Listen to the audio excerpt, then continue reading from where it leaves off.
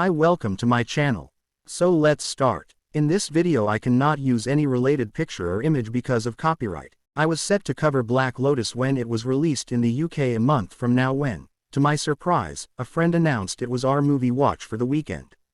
It seems it was released over here with pretty much zero publicity, which is never a good sign. But his enthusiasm, it's got Frank Grillo and a 7-foot MMA fighter, won me over. And since I was going to be watching it now, I figured I might as well write it up now as well. Armed men have taken the German National Opera hostage and are demanding a 300 million ransom. 300 million, what is never mentioned, but be it dollars, euros, or marks, they want 300 million of them. After they shoot one of the hostages, Matteo Rico Verhoeven, kickboxer, retaliation, undercover, disobeys orders and opens fire. The hostages are freed, but at the cost of his friend John's, Roland Mahler, skyscraper, atomic blonde, life. 5 years later he's working at a sawmill in Romania while in Amsterdam Shira, Rona Lee Shimon, Frada, Leek and her Interpol squad have intercepted a drug shipment. This pisses off Gabriel Sabin, Frank Grillo, the resurrection of Charles Manson, one day as a lion, the mob boss behind the smuggling operation.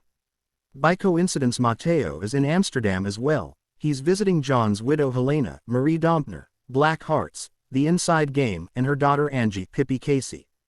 Helena is now married to Paul, Peter Francian, Ashes in the Snow, Vikings, a supposedly legitimate businessman who seems to have somehow lost 50 million euros belonging to the already unhappy Sabin.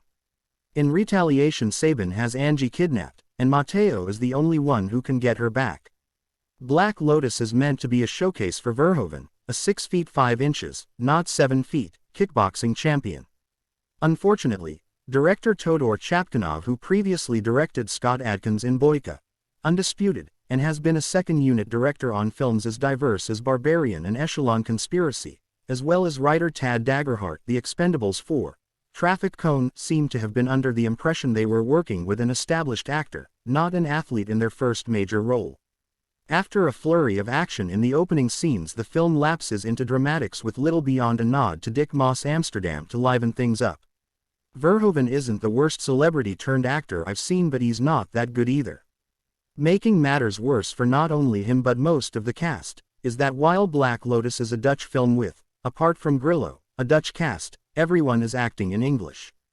The last half hour is actually quite good with now CGI explosions and several good fights, including a rooftop showdown pitting Matteo and Shira against Saban's chief enforcers Beer, Magnus Samuelsson, Medieval, The Last Kingdom, and Lo, Simon Wan, Fantastic Beasts, The Crimes of Grindelwald, Dog.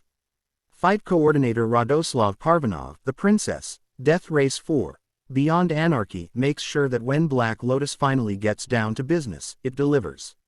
If Black Lotus had cut back on the dialogue and gotten to the action sooner, it could have been a winner. Verhoeven is rough in many of his dramatic scenes but unsurprisingly looks good when he lets his hands and feet do the talking.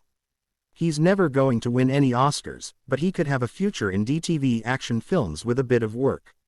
Grillo has a fair amount of screen time and delivers an enjoyably slimy performance as the villain. As it stands, however, Black Lotus is a bit too talky and doesn't manage to divert the viewer's attention from problems that range from some shaky acting to the odd sound of so many people speaking English with thick Dutch accents.